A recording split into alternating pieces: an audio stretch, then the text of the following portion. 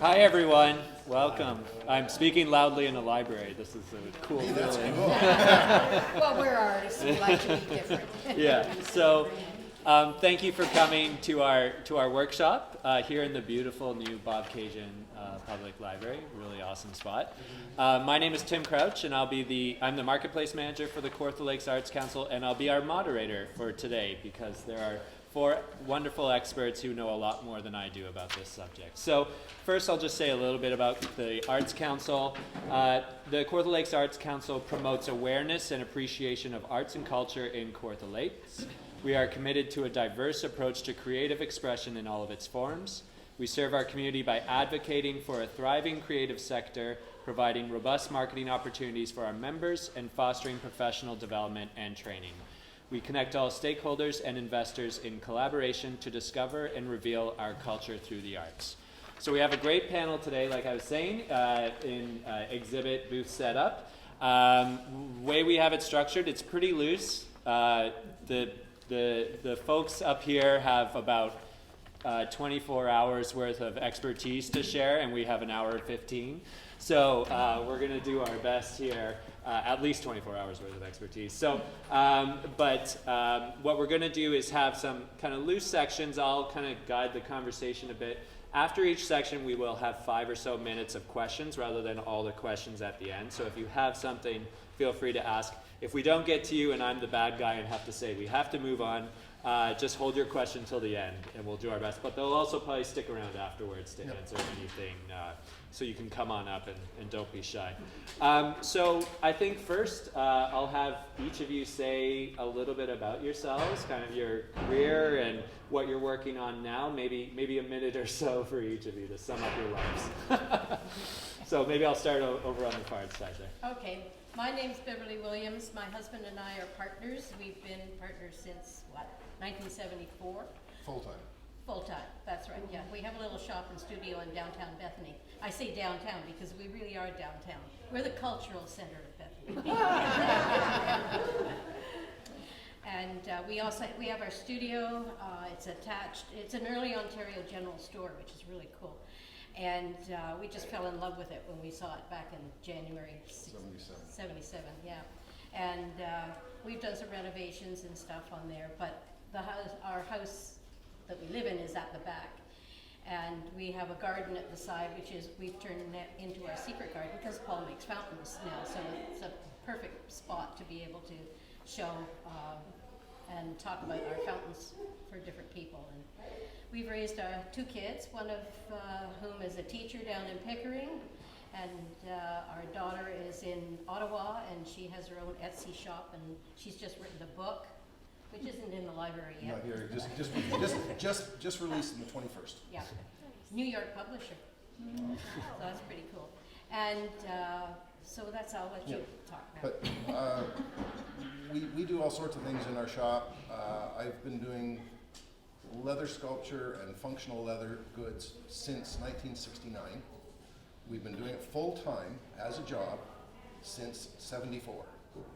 And cumulatively, we have done a minimum of 500 shows. Some have been fantastic, some have been horrible. We've ranged from little church sales to one-of-a-kind Canada Blooms, CNE. We've done some long-scale, 10-day shows sort of things, and then do some little 2-hour quick pop-ups. But the work we do now, lately in the shop, has been a lot of custom leather work. People are getting more interested in that again, which is kind of fun. And we do metal sculpture and trees up to 18 feet tall, and then the Chihuahua color the next day. You just never know what's going to come in the shop. It's kind of fun. And we were also invited to go down to Guyana in South America through CESO, which is Canadian Executive Services Organization out of Ottawa, to go and work with craftsmen down there. And then the next year we went to Peru, and we're working with a number of other. They were all women down there because it's the men that have the looms. The women do it all by their hands. But anyway, and so that was really a wonderful opportunity because we had been walking through one of the trade shows, and the woman came up to us and said, "Oh, you're talking about the leather here. Do you want to go to Guyana?" Yeah. Thank you. So it's really weird. Yeah, thank you, How it Bevan. happens. Thank you. I'll Sorry. pass along. I've been in the business of. What's your name? Oh, yes. My name is Penny Hold'em, and officially with CLAC, I am the treasurer for the organization. I moved to Fenelon Falls in 2015 and found that being a volunteer connected me to the community really well and in a very rich kind of way. Myself personally, in terms of my work, here in Bobcaygeon, there's a mural that's 50 feet long at the Kawartha Coffee Cafe. I designed and painted that. 450 man-hours of painting to paint that mural, the Bobcaygeon constellation, at the patio of the Kawartha Coffee Cafe on Bolton Street. I also then went and wrote a grant and raised a whole bunch of money and traveled to Helsinki, Finland, and learned about seniors' play parks and brought the seniors' play park to Fenelon Falls to the Lloyd Kelly Parkette there. And that was built right before pandemic. So I kind of look for projects and do that in my retirement. Prior to retiring, my business was called the Display Connection, and in that business I served trade show clients. I also served an awful lot of special event clients, producing huge galas. For 15 years I did the Big Brothers Big Sisters gala in Toronto for them. I've done waterfront, Redpath Waterfront Festival. I've done Yamaha for the boat show for equally as many years. Every 2 years they would have a biannual big huge event for all their people up in Deerhurst. So that would mean transforming Deerhurst into whatever they needed to do. I've brought products to market. I've got awards for the launch of Febreze, which was creating a smelly house in a very swank ballroom to show off what Febreze could do for the potential buyers. So physicality, dealing with space, setting up how do you bring a product to market. That's how I landed on this panel. Thank you.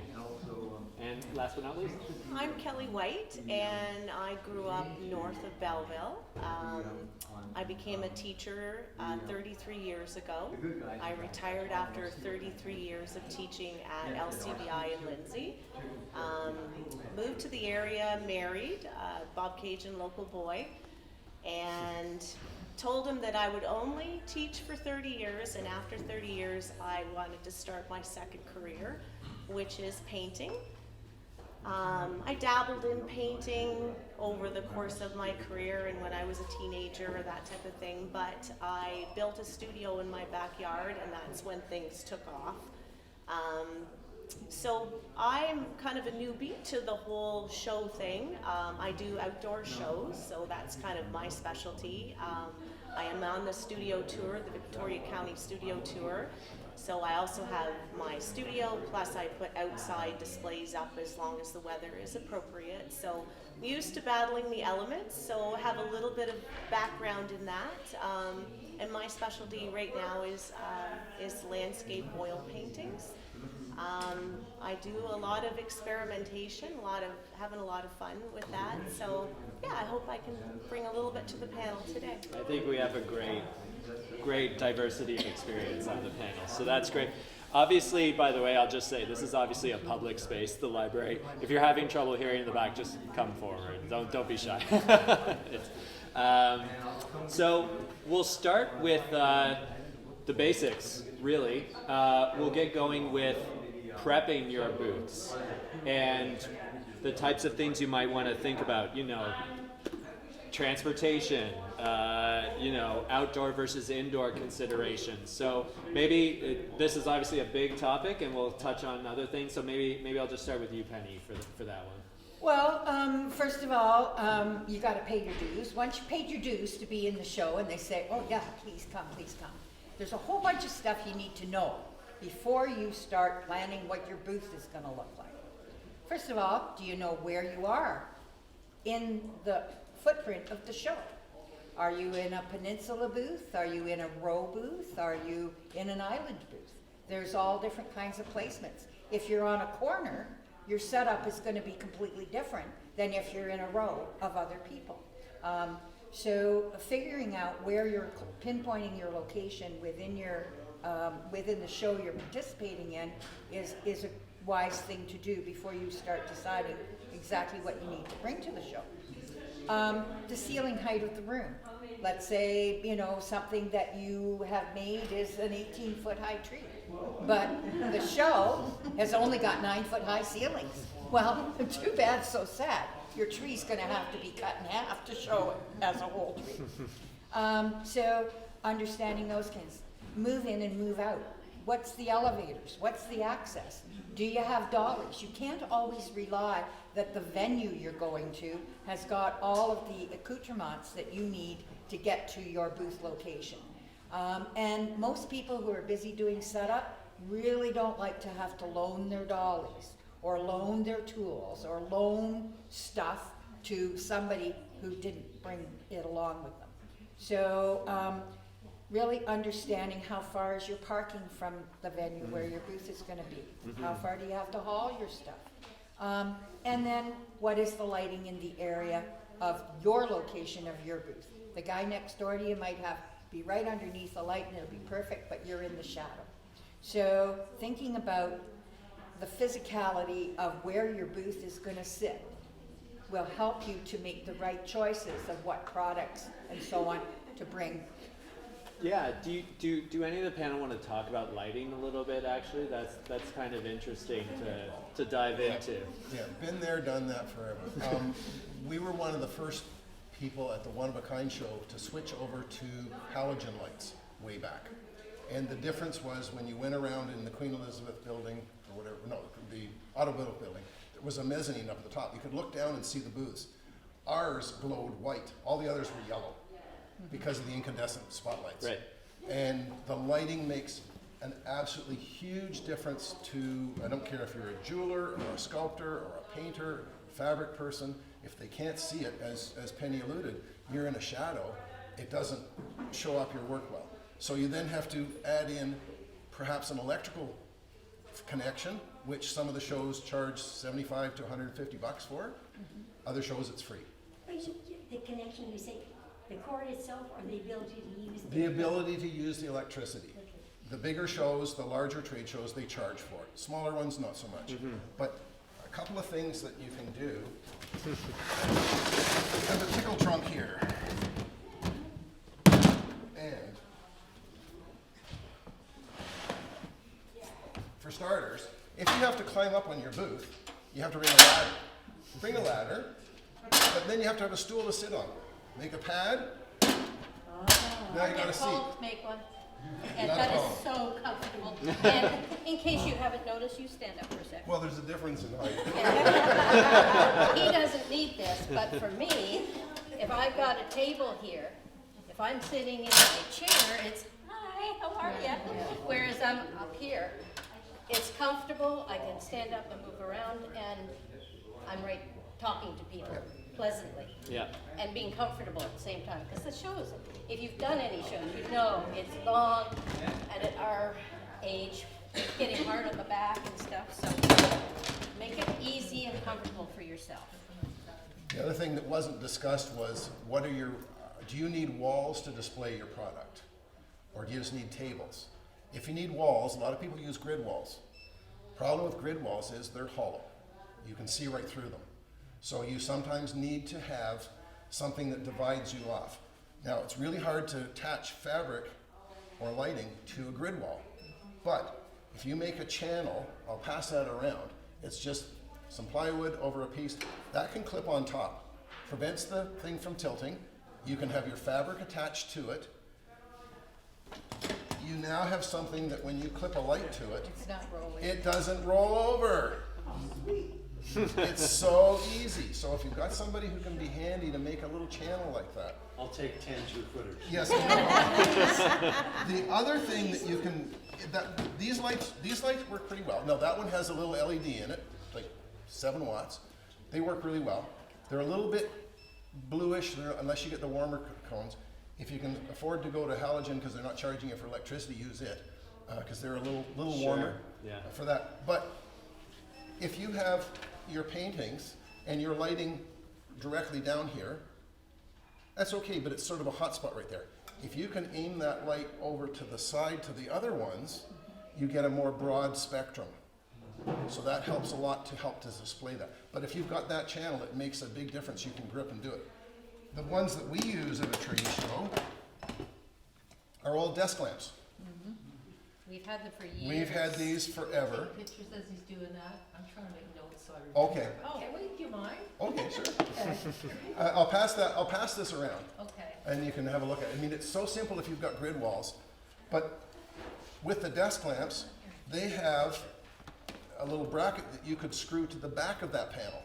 And now you have something that can be extended out and shines down on your work to show it off, or again, and make sure it's not shining towards the people, that it's down or towards you. You can be blinded, they don't want to be. I call that the Pixar lamp. That's Yeah, the nice. Pixar lamps, exactly those Pixar lamps. I'm sure they're still available. In the case of walls, we have wall panels that I've made up. They're a panel of 1x2 with mahogany door skins. We've used them for 35 years. They have holes in the top, so I just go along and go, plug these in, my light's attached. I don't have to put brackets up. That's great.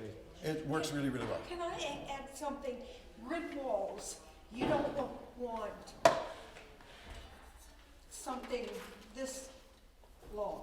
The smaller lights Yeah. work better Yeah. for us. Yeah. That's what we found. Yeah, Anyway. everybody has, you have to figure out Yeah. what you, like Yeah. a jeweler needs different lighting. They need lighting in the showcase so that it's not shining on top and making a glare that the people can't see it. But a potter, a sculptor, everybody has a different way of lighting or illuminating things, but the difference is quite amazing. I'm gonna get back to some things, to bring and set up, but just because we're still on the lighting thread, Yeah. there's indoor and outdoor. And so maybe I'll bring Kelly in right now, just because you have a lot of outdoor experience as well. I'm Yeah. considering the differences there of what to bring and everything. Yeah, so as Penny mentioned, finding out where your location is key.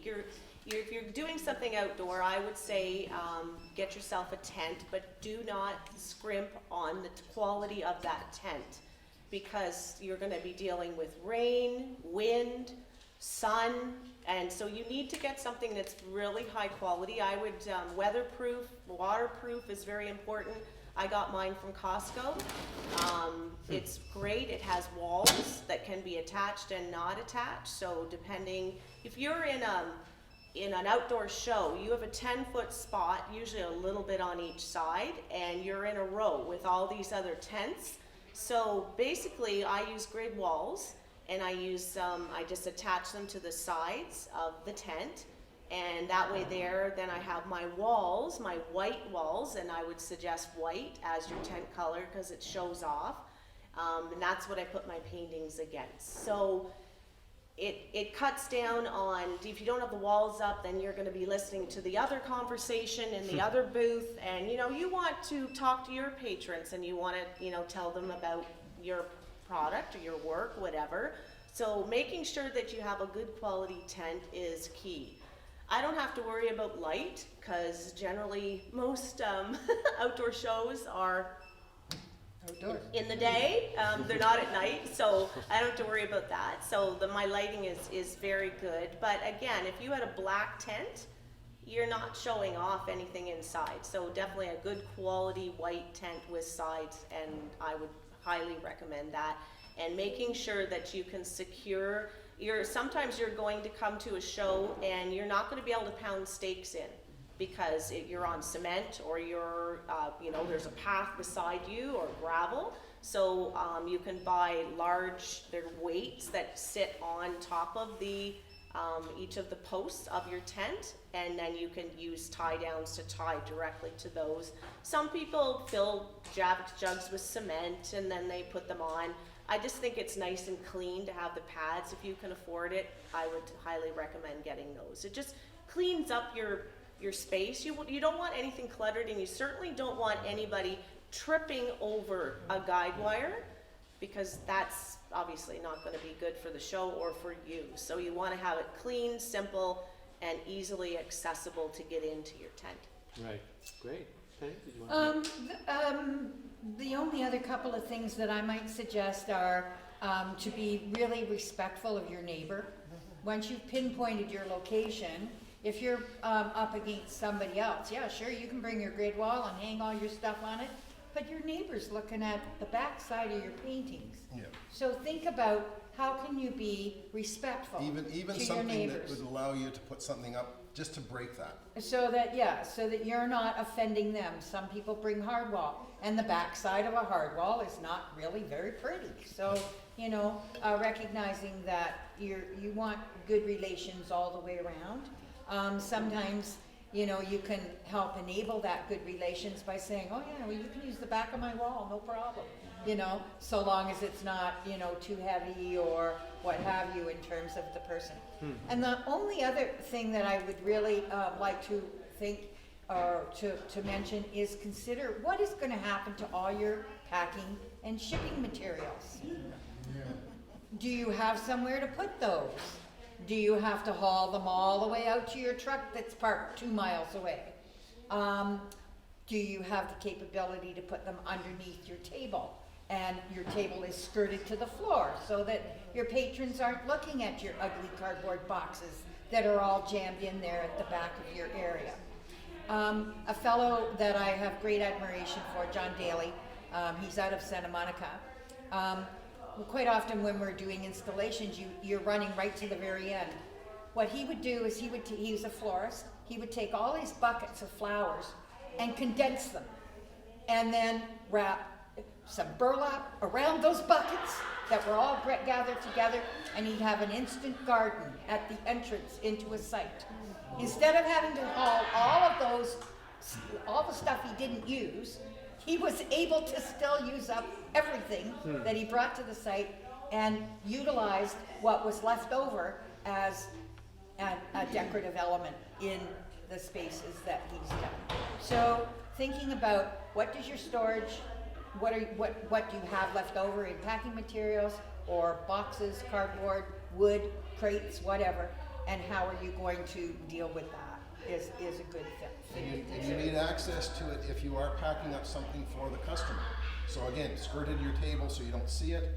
And the other thing is, if you're outdoor shows, is we always bring leveling pieces of wood, 1/4 inch, 1/2 inch, 3/4 inch pieces of wood to level your table or whatever, because not all outdoor sites are flat. No. Right. The other thing to add to Kelly's thing is some canopies, KDs and some of the other ones, are more opaque as a white lid than others. So have a look at that if you're getting a new canopy, because the difference between one that's really, really heavy and solid but is opaque and the light doesn't go through, you're in shadow. Yeah. So that's something to consider too. Bev, is there any? I've always wondered this. There could be different audiences at different events. So do you ever change the look of your booth or the products you bring based on who's there, or do you keep this is who I am and this is what you get? That brings to mind one of the very first shows we did in Barrie, up on the lake, and that was back in 1969, 1970. Lumpy fringy wall hangings. I was an art college student into weaving, and the big lumpy fringy hangings were Which real. are back again. Which are back again. My daughter is doing it now. Anyway, then I had this beautiful display up on the screen walls that we had at that point, very first booth, I think. And this lady came by and she said, "Oh, I wouldn't hang those dish rags on my wall." And I thought, oh. So, you have a totally different audience For certain shows. For certain shows, the Barrie show, it was just anybody and everybody, and some people really loved the stuff. Others obviously did not. But one of a kind. You had to pay to get in, and if you, so your clientele was a little more selective. a little more discerning. you know, all you can do is try it and see. I started out doing a little church show. I think my first table cost $5, you know. Back in, I hadn't even graduated from art college, I think, at that point. So, you know, things have grown and changed and stuff. I think our last booth at One of a Kind was almost $4,000 for the 2 weeks, you know. Right. And so, yeah. And it isn't a game, it's a real life thing, and you have to be aware of that so that the cost is there. And sometimes your clientele doesn't appreciate the products you have. But in answer to your question, the idea of certain shows like the Buckhorn Art Festival, we always set up more like a gallery because you were dealing with other artists and you're competing with other artists and you want your work to show up. If you're at a small show and it's only there for a day or two, you cram a lot more stuff in perhaps. So you have to sort of balance it out. Yeah. And it's experience of once doing a show. Once you've done it once, twice, 3 times, you get an idea of what the clientele is interested in and you change to bring things. And of course then they change their mind. Sure. So Yeah. you can't I for You losing. never know who's going to show up. Yeah, no, that's true. I have a final question under the basics because I have a feeling there might be some questions for the audience now. But I consider this a basic because I'm a marketing guy, so I'm always looking to build my audience and list. So it's a question about how do you gather contact information if people want to learn more. It's there's many different ways, but I'm just curious, maybe Kelly, if you want to speak to that a little bit about what do you bring in order to make sure you gather people's information if they're interested for more. I haven't had a lot of experience with this, but a guest book is always a wonderful thing. If you've got a spot where you can, with your booth, you have to be careful because you can't have your tables in the other person's way. It depends on how much space you have. But if you have a small table that you can put at the front and you can put a guest book, have lots of pens and pencils, and you can get people's information where you could start a mailing list. You could do MailChimp. Next time you have a show, you can send out, you know, emails or texts or whatever. Some people appreciate it, some people don't. It just depends. You take a shot, and you know, I've had a lot of people that have written back and said, I appreciate you letting me know, It be there. So it is a great way to gather information. With the studio tour, we had ballots. That you put a ballot in, and for the tour, you could possibly win a $200 gift certificate for the next year to come back to the tour. That was an excellent way to get information as well, because then you had all the ballots, so you could take the information off the ballots and then submit it for it to be drawn. So there's a couple of different things that you could do that way. It's really a personal thing. It's a way to get your name out there. Marketing is key to getting people to come to your show and getting people to attend the show, which is important as well, so that show can continue next year and the year after. Thank you. Did anyone have anything to add to that, I also, before we open it up to questions, there's also whether we've covered the basics to bring, just as a general thing, if anyone had anything to add.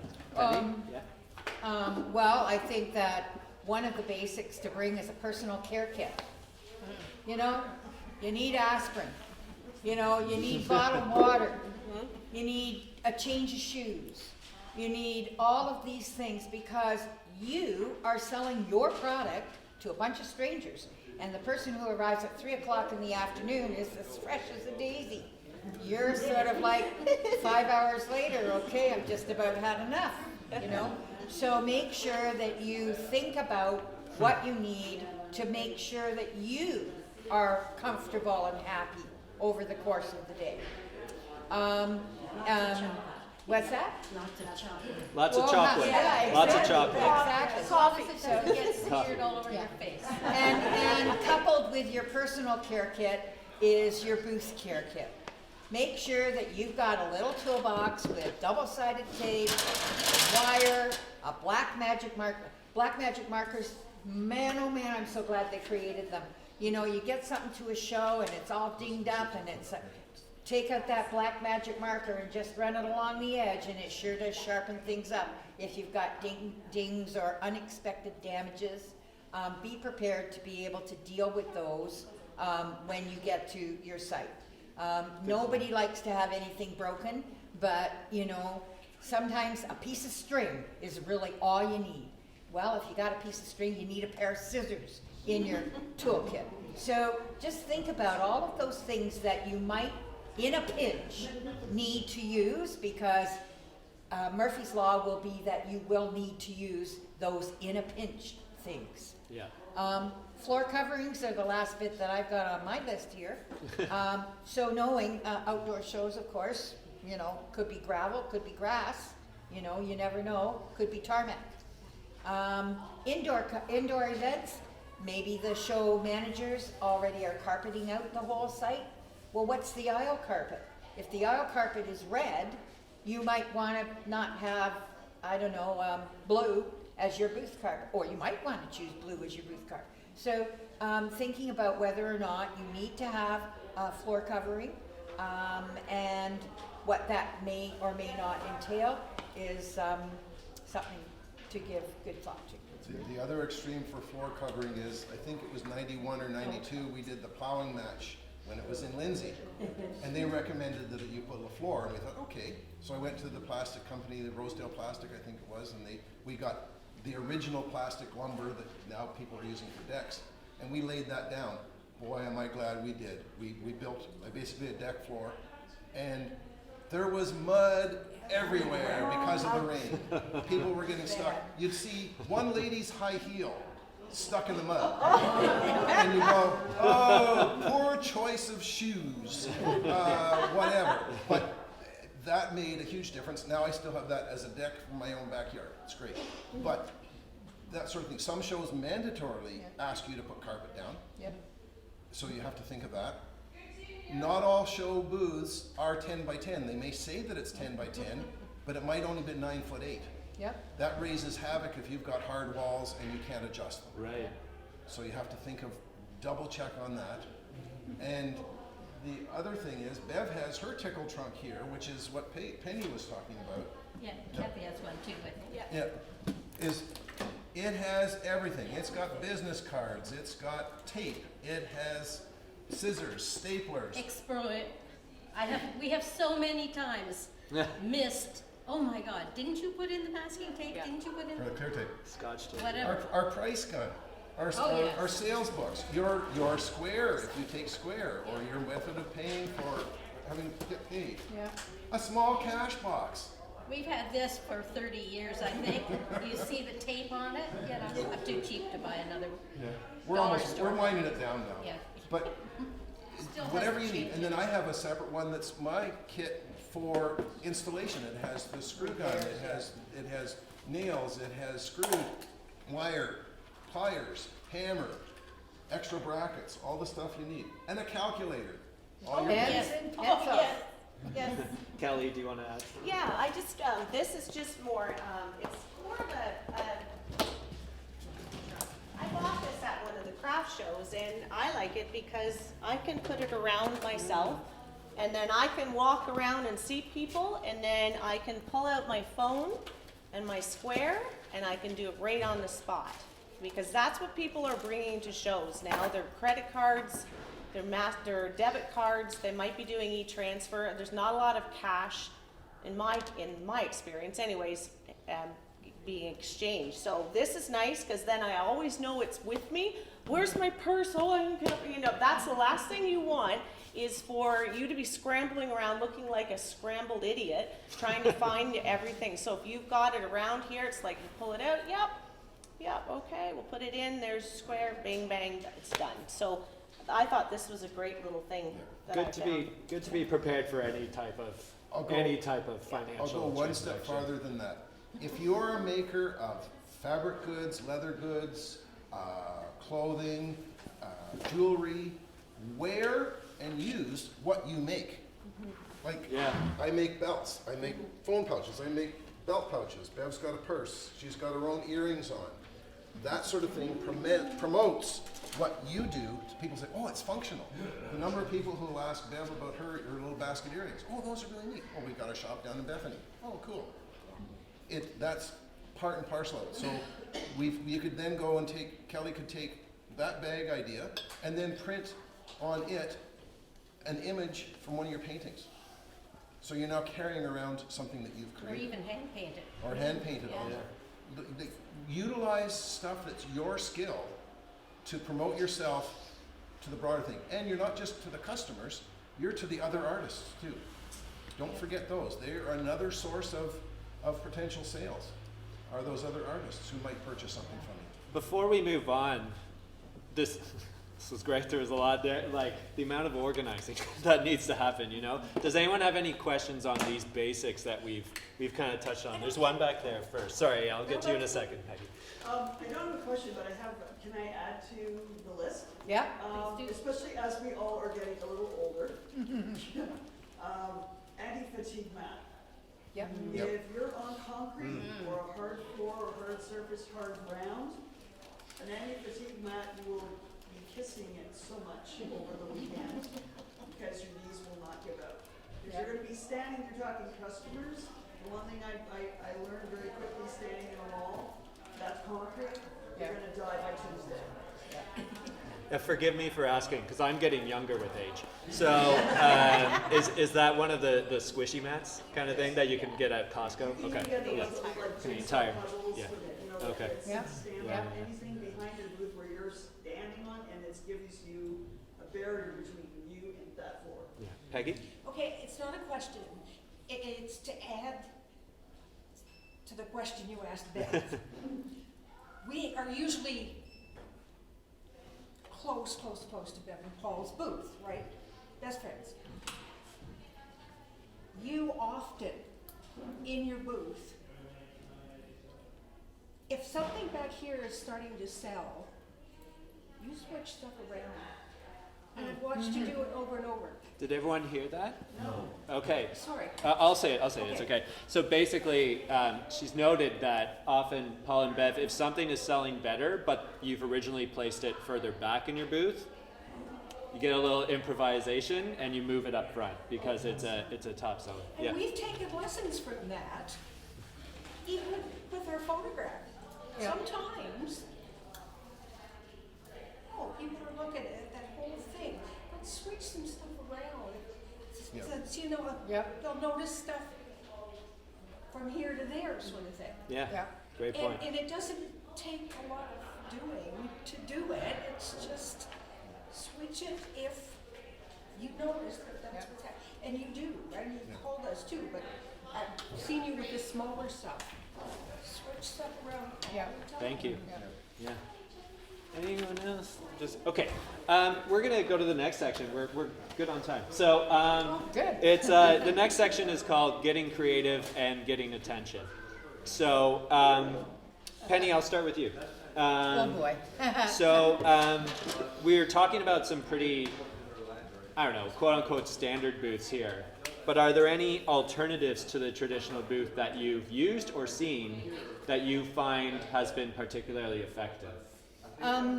Because I have served a lot of corporate makers, a lot of the time in my work, it's not always been about displaying individual product in a booth, but rather we want all the attention of everybody who comes to this show. Hilton Hotels is a prime example. They don't want people to go and talk to the other hotels. They want to be front and center. They want all the attention. Well, sometimes you can be too good. And if you're too good, it means that all the people around you and the show organizers are complaining because you're generating too much interaction or too much activity by what you are doing in your booth space. Having done a couple of these with Hilton, one was called Hiltonopoly. So there was the big fuzzy dice and you had to throw the dice and then you had to stand on the floor, lay down. The whole booth floor was the Hiltonopoly game with all Hilton properties that were being marketed to travel agents who were attending the show. So, this was like a big hoo-ha, oh wow, whoa, yeah, oh, chance, who's got the question? all of this activity, people were really engaged, but the folks next door weren't very happy. Another year for Hilton, we did Who Wants to Be a Hiltonaire. In this particular booth, I used a black tent to define the space, which also helped to keep the sound controlled to their location instead of throughout the whole of the convention center. So, you know, in these kinds of situations, you can use the physicality of a canopy, and as long as your canopy is within the right dimensions so that you're not blocking sprinkler systems, if God forbid there should be a fire and some of these kinds of things, there's lots of ways that you can sort of finagle. So if you're gonna jump right out of the box and do something different, think about it. Maybe you might request, could I have an island booth so I'm not beside anybody and we are not offending anybody because we're planning to do something that's out of the box. And just, you know, if you let the show organizers know in advance, these things can be really great draw for the show as well as for the person who's sponsoring that, so long as it's handled well. Because you don't want them complaining if they didn't know what to expect and you're too popular. Yeah. Kelly, also like drawing it, on this topic of drawing people in, you know, drawing into booths, are there any things you found on a smaller scale, non-corporate? You want people to come to your tent, so you want to be different. So if you have something like this that goes across the front of your tent, then people see it from a long distance away. Yeah. And you might be standing out in all of a sea of white tents outside. They see this and they go, oh, well, let's go see what that looks like. What's that? So now you've got them into your booth. Where do you get this made? That actually came from Graphic Designs, just up on the way to Buckhorn. She made that up for me. So once you've got them into your booth, you need to sell yourself, because you could have the most beautiful artwork in the world, product in the world, and if you're not a miserable so-and-so, then they're gonna leave. So basically you wanna smile, you wanna be friendly, you want to make sure that you don't look bedraggled and bored. You don't wanna sit on your chair with your book, reading. You don't wanna stand like this, like your security. Okay, so you basically, when they come to your booth, it's your opportunity to sell yourself. So, you know, have fresh breath, be hydrated, don't have any body odor, don't have any really strong perfume either, because that can be a real put off. People will be like, oh, I'm not going in there, I can't, I'm allergic. So once you get them in, then it's if you have something on that's maybe edgy, you're selling yourself. So you're an artist, wear something neat. Yeah, that's true. Wear a really cool piece of jewelry, have somebody comment on it. It's a conversation starter. And then you can start to talk about your art. I have a director's chair that I put so that and it's kind of like Bev and Paul. So you're not sitting down looking up, but you're not standing either at lunging towards them. You're kind of like this, so you can kind of talk to them. You're relaxed, you're comfortable. If it gets really busy, then take the chair away and then just stand at the booth and basically so that they can enter. You have to really read your patrons, because some are just coming in to look and they really don't want to talk to you. So if you make a comment or conversation with them and they're just nodding, let them look. The biggest thing is make sure your prices are well marked. A lot of people will come in, they'll look around, and if you don't have your prices on your paintings, some of them are embarrassed to ask. And they will walk out because they have no idea I really like that painting, or I really like that piece of pottery or piece of jewelry, but I had no idea what she was charging, and she was busy with someone else. We left.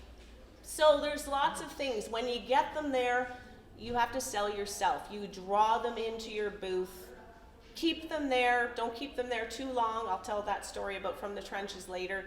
But basically you want to, celebrate yourself, but don't be too pushy. Thank you. The other thing is about that too is the placement of where you sit. if you've got a fairly narrow berth and you sit at the front, doesn't matter if you're on a medium, high, low, whatever chair, if you're guarding it, people won't always come in. So you sometimes have to come back a bit or be behind a table so they don't feel intimidated by coming into your booth, because there's a bit of protection. Some people they need that little bit of a buffer to keep them from sort of exposing themselves too close to the artist. But once you find out what they're about, then you talk to them and away you go. The other thing that you need, and Kelly mentioned it with her sign, is you do need signage of who you are, not only who you are, where you are. This one even says since 1974 on it. Now this is printed on a vinyl like Kelly's, but it's on a board so you could hang it inside, outside, whatever. And the gentleman up at the front here happens to be Put your hand up, Walter. a master printer who has done tech work for Epson for years and years and years and years, has all the printers who can print signs like this, or posters, or banners, or whatever.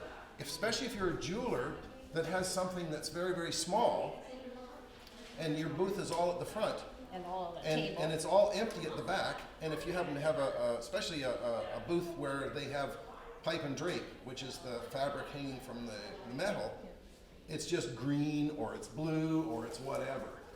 Purple. Some of them are pretty gross. If you make up panels that explain a little bit about what you are, or that happens to be a blow up of a ring, or a particularly really cool pottery piece or sculpture piece, because you don't have stuff on the wall. We have wall stuff. Kelly has wall stuff. It's not so bad. But if you have empty walls, fill them up with posters. Again, this man up front here can do it. He did all these. Yeah. He's in a meeting. He's Yeah. You can come talk. That's his business card. Is come talk to him. Yeah. But the sign. Oh, he does. Sorry. The There you go. signage of what you are, who you are, is absolutely imperative. There are people who put up a sign like this at the back of their booth. Yeah. You don't know what the hell it is. hand drawn. Or people who hang their sign on their table. Yeah, down Yeah. But, you know, Soon as isn't that somebody- great? None of the visitors are here yet. Oh, and there's our sign, and we step back and our booth looks fabulous. Well, as soon as somebody's standing in front of your table, they're blocking your sign. Right. Good point. So your sign has to go up high. It's also good, you've got your website on there as well, and phone, because so many people, I bet, who may not be interested today. Thank you, Vanna. So many people who are not interested today may just take a quick photo with their absolutely. phone, right? And that's Yeah. all. So as Yeah. long as all the information's on there, and QR codes are a big thing now as well. You know, Yeah. those creepy-looking squares that you could just scan and go to someone's website. So, while I've got you guys, Paul and Bev, you have an interesting thing called ego books. Did I get it right this time? So it's when. So now we're talking about someone's in your booth. Okay. How are you keeping First them? off, Yeah. because I'm a leather worker, we have it in a leather briefcase. Then we pull out a leather portfolio with our name on it. That one was made for an Hermes presentation years and years ago. It's been around forever. Inside that you have some photos and things of I'll do that. sculptures or whatever. You can do it that way, or you can go technically really, really cool, and you can have, if it wants to come up, Oh, yes, the iPad. iPad. Yeah. Oh, wrong Or thing. Okay. really old laptop, okay? Yeah, that you A don't really care if old somebody laptop steals You it. can only get photos on, you're not gonna do Facebook or games or Yeah. anything like that, because then people don't steal it. But this is like an iPad 1, so nobody's going to steal it. But you can have that set up so that you've got photos and you can scan through them. That was one of our booths at Canada Blooms, a 15 by 20. So they can be really big. That took 3 days to set up. But you've got those and you can flash through them so that you can show the client when they're interested. But again, make sure they're not just tire kickers, that you've sort of vetted them a little bit to find out, yes, I'm really interested, and you talk to them a little bit, and then you can pull out more information. But don't automatically go and, oh, here, have a look at that. But if this is just a small laptop rotating images on your table, that can be just an extra little thing that shows, again, the broad range. of what you have. Yeah, and to add to that too, a lot of your work, you know, you're not going to bring everything that's in your studio. So if somebody says, oh, well, you know, you don't have any birch trees.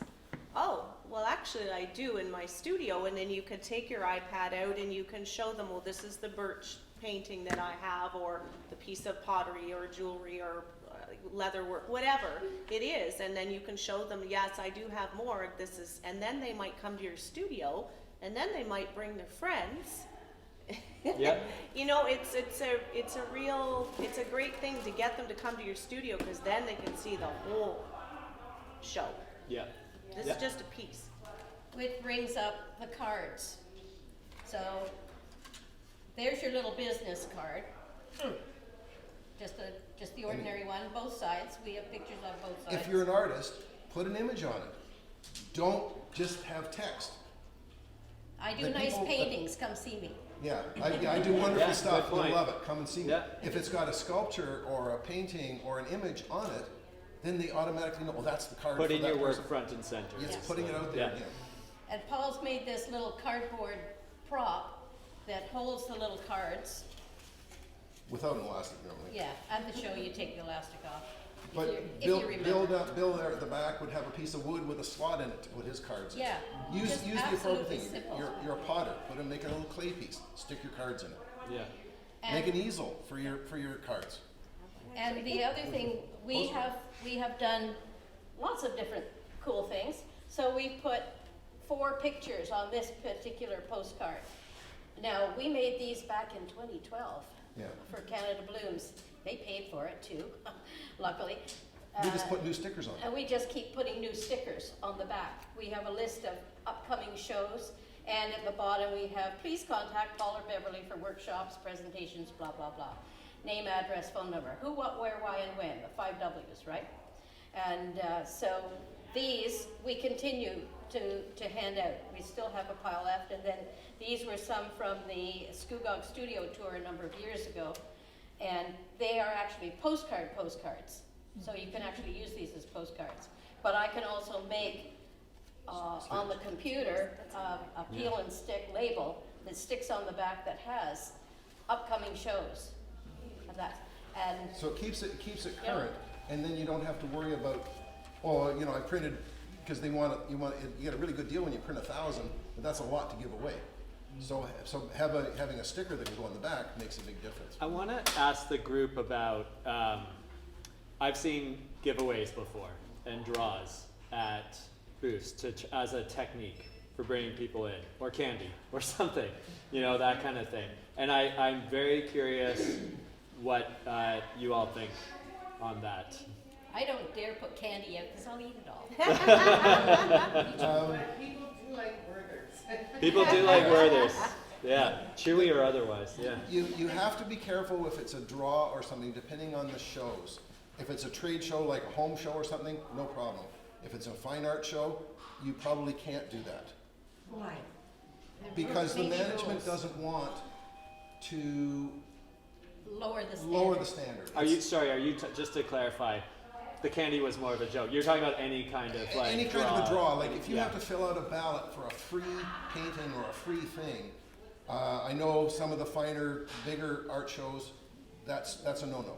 They don't want that to happen. It changes the way the show goes. So check with the management of the show before you do it. Yeah, check with the rules and regulations And that you sign up when you do it. And the other thing that we found when it's, sign up for a free thing, you get a lot of tire kickers. I might win a free painting.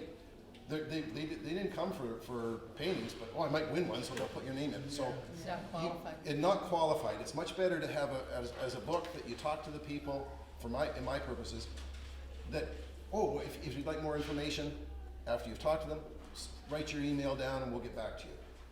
And so you're qualifying them a little bit. Yeah, you go for the genuine. Yeah. Penny, do you have anything to add to that? Or? No, I think. Okay. Yeah, Yeah. getting there. Kelly? Yeah. I've had solo exhibitions where I've had a painting that I have, and that's how I draw people in. Is I have a painting which I'm basically saying I will donate. Any donations that go towards it went to Ukraine or the local food bank. So people appreciate that. I don't know. I've never done one at a show. like an actual organized show. So I think it would be too much. I think it's right. It would be too, you're trying to deal with too much, and then you got people trying to put tickets in, you got the painting anyway. So yeah, I would say if you're doing it at yourself, if you have it at your studio, go for it. But I don't think I would ever do it at a show. Yeah. Okay. You triggered a thought to my mind, and that was that quite often, things that are put out as a draw or as a raffle can be, items that draw the public or visitors more to come to the show to see what's going on. So if the organizers aren't doing that, then as an exhibitor, sometimes you might prompt the organizers to consider and say, I'd be willing to donate a painting if you will do some additional marketing with my name on it, and you can take the proceeds and donate them to somewhere. There's no reason that everybody has to wait for the organizers to initiate that. If you as a participant are thinking and recognizing that there's additional draw and additional marketing opportunity for yourself, don't be shy to offer in terms of draws. Right. And the last thing is, there's nothing worse than people solicit your name, you fill in the ballot, but you don't know what time the draw is at. Or you have to be on site when the draw is made in order to make benefit of it. I don't agree with that. Who wants to hang around until 4 o'clock in the afternoon when you're there at 10 in the morning? Not necessarily does everybody. So as an organization or as a booth, if you're going to do that, you can always put, I will have the draw 2 days after the closure of the show. There's no reason it has to be at the show or anything like that. You're looking on collecting the contact information that offering that raffle or that draw will build for you. If it's something that people can sign up without having to talk to you, that's great. Make sure your signage indicates that you will be utilizing their content information for part of your mailing list, so that you are covering your butt on privacy laws. Yeah, Canada anti-spam legislation, the Castle Law, which was the bane of all of our art's existences because it wasn't really meant for us, but we still have to adhere to it. Any questions on this kind of getting attention and getting creative for the panel? They covered a lot. One of the simple things that if you want to get attention to your product, if you have wood turning pieces and you've got a table that's flat and you've got wood turning pieces on it, they're lovely. Build yourself some little, in this case, nesting sculpture stands. You have to carry this stuff into the show, you have to carry it out of the show, and you have to store it. That's the one thing we didn't talk about, is you have to store all that stuff. So, in this case, we've got 3 different little sculpture stands that are made out of 1/2-inch birch plywood with 1/8-inch ply on top. They're very, very light. They'll hold a soapstone sculpture, they'll hold a whatever. I've got these right up to 2 feet tall by 16 inches or more as sculpture stands for a gallery show. But they all nest so that you don't have all that volume of the same size things, and it's like, where the hell do I put those things and how do I get them in the car? Because I know and there is a way of putting them in. Well, you make them so they're really snug, so they don't rattle around too. But for some of the bigger shows, we have a trailer that has our walls, our shelf units, the carpet, the lights, everything. And it's a whole trailer full of stuff. The van is full of the artwork. I can store that in just the trailer. That trailer, for some of the bigger shows, we actually used it as a giant penny, talked about a dolly. It has a 3rd wheel on the tongue. It's a 5x8 trailer. I can roll that into some shows, set up my display, roll it out again. Not even set it, just take all the stuff out and roll it out again if you come early enough at the beginning of the show. So again, staging yourself as to, if it's a big show and you're going to be there for a while, it's worth the heavy effort for a larger setup. Make sure you're there early enough to get your major setup done. Great. Good call. And that one also, it has posts at the corner that we put a canopy on top. Yeah, we used it for outdoor shows too at one point, where walls went in, shelves on the side, a canopy over the top, closed itself in. It was above the ground. Because when you do outdoor shows and it rains, it can get pretty wet. People would step up into it. It was kind of fun. Yeah, we're gonna go to 3:15. Was there a question or Well, another? I was just gonna make a comment. One thing I learned over the years, being outdoor shows, I was doing mostly indoor shows and then moving to an outdoor show. The first thing I did was put up that 10x10 tent and figure out how to set it up in my backyard. Good point. Yeah. Yes, very Yeah. The important. last thing I wanted to do was get to a show and go, okay, now what the hell am I gonna do with this? Yeah. Good. And another point, just add, make sure you know where you're going. Cause you know, you get turned around and you could take an hour to find where you're actually supposed to be. And then you're late, Yeah. and then you're scrambling, and then the show opens, and you haven't got everything set up. So that's a really big thing. Like obviously, if you've been to the show before, you're going to know where it is. But if you've never been to that show, might be worth a while just to take a drive out and find out where that venue is. Take a look around, you know, see where everything is. Maybe you want to be in the shade, maybe you don't. Like, you know, sometimes you can't, you know, you can't pick where you're going to be. No. Oftentimes you're placed somewhere, but if you had a choice, you could say, well, I really like this spot, but that would be my big thing. Yes. I just wondered if anybody had any suggestions about grids to hang your paintings up. Like, I've got grids, but they're big, heavy steel things. They're heavy, they're bulky. Yes. I don't know. So- You look at some artists, they seem to have. Our grid walls are 2 feet by 7 feet, Yeah. and they're very, very light. I mean, They all make- things, they're steel, but That's what I have. this little lady can carry them, so. Carry. One at a time. Well, are, Did there, you? are there still? Maybe I'll Is ask. there a Are there any alternatives to steel? Well, we have wooden panel walls. Now they weigh 45 pounds a pair, but they're 3 feet by 7. And I can put screws in it, nails in it, whatever I want.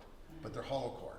So we've used those for 35 or 40 years. We built them. We built them, He so built them. so they've been around for a long time. They've been modified a couple times too, but they're heavier because there's more paint on them. But the other way thing you can do that's an alternative to that, if you've got somebody who's handy, is you can build your own grid walls. Instead of out of the heavy steel grid, you can use a thing called hardware cloth, Yeah. and you can get it with 1/2 inch squares up to 1 inch squares, I think, and you can mount that in a 2x2 frame that you can either sandwich out 1x2s or whatever with some glue and put them together and have them in. If they're hinged in pairs, it makes a huge, huge difference. And the other thing is, those of you who use zip ties, do you know how easy it is to use a zip tie that actually can undo? Where do you get those? Canadian Tire, most places, it's a removable zip tie. You don't have to buy it every time and cut it, and it doesn't waste anything, and then it's right there. And when you take your walls apart, leave 2 of them together, because 2 will stand. 1 doesn't. So 2 can stand, then you can fasten the next one to it, straighten it out. So where would you get this cloth? I never even heard of it. Hardware cloth is from a hardware store, home It's hardware. like burlap or something? No, it's a wire mesh. Oh, it's wire. It's wire. Think Think of it as think like of chicken wire wire. fencing they might use for a rabbit cage. Oh, like chicken wire. No, but Heavier. it's heavier and stronger. It's squared. Oh, okay, because I've seen that for construction, but it's really heavy. Oh no, yeah, that's construction stuff. That's totally different. But this is called hardware cloth, and it comes in 1/4 and 1/2 and 3/4 inches. Spaces. And what that allows you is just put a small hook in. Then you can then have lightweight fabric. If you're going to do an outdoor show, fabric that's lightweight that acts as a bit of a barrier is great. The wind can sometimes go through it, so that it's not going to be billowing too much too. There's a question at the back. Thank you for that. Yeah. Thank you. I have a question about, well, Kelly mentioned the square for payment. So what type of process do you go through for payment? What do you find is most successful? I mean, we do e-transfers and things like that now, but. Yeah, as long as they understand that you would take, you know, if you have a square, you can get credit card, debit, and then if they want to do e-transfer, you could do that as well. People are not carrying around hundreds of dollars of cash anymore. Some will come to the show because they don't think you have that capability. The one thing with the square though, you have to make sure that you have a Wi-Fi connection or you can hotspot it to your phone. There's nothing worse than you being out in the middle of a field and you cannot get the connection and they walk away. They say, well, I'm sorry, I don't have cash. I have credit or I have debit, and that's where e-transfer does work really nice, because then you could say, well, you could e-transfer me the money. Some people don't have e-transfer, so if you have a lot of options, you're more apt to make a sale as opposed to being cash only. And then, in the same respect, okay, we display as a group. The square I find is only, it only gives the amount, it doesn't say who that's going to, you know, I mean, it's not as specific, and e-transfer could, because you can make some notes in those. But also, the, having to have a business account is a huge cost. It's kind of the downfall, since we only display a couple times a year, having a business account really puts a damper on that, because fees are so high these days. Any solutions to that? Well, there's a couple things with Square, and I'll address your thing too, but one of the things that we found is sometimes the Square, because it wants an update and you haven't updated it, mine won't always talk to me after that. So I have to then go, oh, it needs an update, and make sure I've updated the app, because it argues with me that way. But the other thing is, your Square, when it reads the card, the 4 digits will come up on the card, okay, at the bottom. Write that down in your sales book. Oh, yes, okay. You now know when you backtrack, and I don't know, well, I won't get it up, but the Square has an invoicing part where it shows the past sales. Yes. So you look at those sales and you can relate to that. If you've written down those 4 digits, you know that credit card. It will also have the customer's name, you write the customer's name down and the artist's name, and it's not that hard to Reconcile? collect them together. Yeah, okay. Yeah. We're still old-fashioned, Yes, well. being as we've been around for Half a century. Us too, Oh, we're trying God, to. that sounds terrible. So we still use a paper bill book. Yeah. That is my go-to records. I'm not totally trusting all this wonderful, it's out there. That's why we write the 4 digits down, because now we've got a cross-reference. That's a good Yeah, point. 'cause we kind of have a problem with, if everybody has a painting at a certain amount, how do you know, Yeah. Well, distinguish on the. Yeah. the When it's all square? just one thing at the Yeah. end. Yeah. but again, that's writing down the name of the artist or Yeah. the thing on a bill book or even a notepad, whatever. Yeah, even a piece, Just a notepad and just say, okay, piece of paper. you write down who the artist was, and it was a credit card. Yeah. We're getting to the end, so I'd like to get to the, thank you for that question. We're going to, just a quick, so you've got a couple of minutes each to do if you want. So this is a segment we call From the Trenches, and these are stories from each of them about something that happened that is interesting from their exhibiting days, from their history. So, Penny, you start.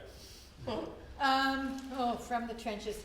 40 years of doing trade show and live events gives you a lot of trenches. So I think, first of all, you never know when there's going to be a power outage. And you could have staff or crew up on a scissor lift, and the whole lights in the whole room go out. I had Bell Canada challenge me and not want to pay their bill, because out of a $4,000 bill, there was a $100 item that didn't happen because Toronto got hit with a huge power outage due to a big storm. And it's like, well, excuse me, we used our battery-operated lights to finish dressing the booth, but we couldn't climb up ladders to do the ceiling because it was black. I mean, these convention ballrooms and locations where events happen get dark. They don't have necessarily emergency lighting At the door. available At right the door, there. that's it. Yeah, when the door is open and the foyer light is spilling in, that's about it. So, having been there, done that, I can tell you, you just never know. But the other thing I did want to just sort of mention is that today we have these wonderful things called clings that stick to mirrors and stick to floors and stick to windows and so on and so forth. And I did a show for a number of years that Victoria Tourism out in BC was very, very savvy. And what they did was they arranged with the show organizers that in all of the washrooms of Metro Convention Center North, all of the mirrors could have their marketing clings put on them. So there was one year they used a light bulb as the image for, you want to go somewhere, you're thinking about going, check out Victoria Tourism. So, don't be shy if you've got an idea that's not currently somebody else's real estate. You can actually expand your real estate opportunity by maybe springing for putting clings on the mirrors in the bathrooms of a trade show or convention center. Thank you. So, that's great. Kelly? Thanks, What do you do when you have a patron that won't leave your booth? oh God. And it happens, and it happened to me, and it was a new thing for me because I'm new at this. So you don't want to be nasty, and they're not taking your social cues, and it's difficult. And then you would try to talk to somebody else because you're missing out on opportunities when they're monopolizing the conversation with you, whether it's about them, and usually it is about them, and they're talking about their art or their setup or whatever. And so that's a really tricky situation to get yourself out of. I had to do that, and I'm not good at it, but you learn to when it's not going to, the sale isn't going to happen. You have to be able to engage to that point, and then you have to say, I'm sorry, but I need to do this now, or I need to talk to my other customers, and be very polite about it. But sometimes they even don't take the note, the cue. But it's that'd be one of the things that I had from the trenches. I'll end with you guys. Okay, our biggest thing is we have survived tornadoes, windstorms, torrential rain, flooding at shows, and trying to keep a stiff upper lip is really, really hard sometimes with that. But we had a show at Bracebridge at Annie Williams Park. We had just built this is sort of before KD canopies and stuff, so we built this new, had a fellow construct the steel or the aluminum, bolted it together, put this new heavy duty tarp stuff that's all white on it, the vinyl, and we're going, this is great. It was tied down, it was staked down, so the guys, again, not so people can trip on them, they're at the sides and stuff. Our booth stood up through this horrendous windstorm that was this major downdraft. The booth next door came sideways and went right through the side of mine, pierced this big panel that was 8 by 10, and I'm going, oh gosh darn. The fellow whose booth it was, who hadn't been tied down, guess what his products were? Oh. Kites. So he gave us a really good 2-string control line kite, but it was like, so we're darning this together and stuff so that we could keep it somewhat tight for the rest of the show. But wow. Can't make that up. I had a tent go down. Oh yeah. Like 100 square feet of tent. Oh, it absolutely can. No doubt about it. Yeah. Back in June of 1980, we were doing a show in Willisted Park in Windsor. And so we left at like 2 o'clock in the morning. Our son was staying with my mom and dad. We bought our daughter. She had been born March the 11th. This was around June the 11th. So she was just eensy weensy. And she was sound asleep. That was fine. We get to the park. But the thing is, we're listening to the radio. Storm warnings, severe storm warnings for Detroit. Nothing for Windsor. By the way, they're... Yeah. So we get there. It's not a bad day. We set up. And there's this huge, it's a mansion, okay? A gorgeous mansion. Estate. And around the outside is a 10-foot tall wrought iron fence. 10-foot tall wrought iron fence. And of course all the artists are tied up there. And this is before KD canopies, like 1980. So we've got our tarp tied on there, we've got our grid walls up, we've got my lumpy fringy wall hangings, all hand dyed sort of stuff, some leather mask that Paul has made. We've got a table under which our daughter is sound asleep, thank you very much. And we look at the clouds from the west, I guess. And it started getting cloudier and darker and greener and windier, and we're a little concerned. And then all of a sudden it started. It was just horrendous. The rain came down, our tarp, which was tied up in four corners, was sagging with the amount of water that was there. We had, what, 4 or 6 adults underneath We had it. the other artists on either side who didn't have any shelter under ours. Yeah. We're One was all a, holding it up. yeah, one was a painter, one was glass or pottery. Pottery, yeah. And then all of a sudden the wind came and just went whoosh and Sucked took it all up. all this water, poured it that way, poured it that way. You could hear glass breaking and stuff All over the over park. the It was terrible. And there ended up being about 6 to 8 inches of water in the whole thing, and this was just after Wow. lunchtime. And so Now everybody, we couldn't bring our vehicles in now. no, that's right. So you now have to walk about half a kilometer to get to your vehicle because of the way it was, because it was so mushy. But So we ended up, Amberly was fine, sound asleep, and we kept thinking, baby child found on the table. Floated away. floating away. Moses, yeah. So anyway, we did get out of there, and we had booked a hotel for the next 2 nights, but we decided we were just gonna go home, and that was it, because it was horrendous. Yeah. What Yeah. else did you remember about that? Oh, just the fact that if you have a dolly, and you have a dolly that's good for a trade show that's yeah. on cement floors with little wheels, it does not work on wet ground. They're heavy. Or snow. Or snow or anything else. Our dolly now has big balloon tires on one side, and then I replaced the smaller ones because it's like a convertible one that you can use vertically or flat, and I converted the back wheels to much bigger wheels so that they wouldn't dig into stuff. So depending on your shows, and again, Penny's, where are you going to be? How are you going to be set up? Make sure you've got blocks to make sure your booth is level. Nothing worse than coming in and you can't stand anything on it. Lots of stuff. So now that you know all of that, we are going to hope for good weather and at our Maiden Kawartha Lake show, which is coming up at the end of May. And if you haven't signed up yet, hope you have, or will come.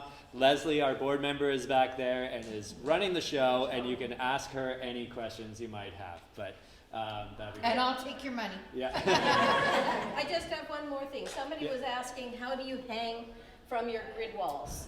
We have all sorts of little hooks like this. This is just a little brass rod. We've got a thick brass rod. We've got scrawny wire things that are, you can come and have a look at them. But they're just little hooks. So this would go over the top like that. And then you can hang your thing on there. That's great. Okay? You could even go through if you have fabric, or maybe you've got your grid wall on the front side and the fabric is on the back, and you can just hang from that. So a bunch of little wires that you made up to serve yourself. Suitable to what you have. Yeah, Yeah. it just, so Thank we have you. long ones, short ones. So I'm sure you'll have your stuff out here so people Oh, can yeah, come you up can and come take a look. bring I would them. like to, it is time, so I'd like to thank everyone for coming. We do have to start cleaning up, so you can come ask questions up here. But thank you. Thank you for coming, and thank you to our wonderful panelists. Thank you.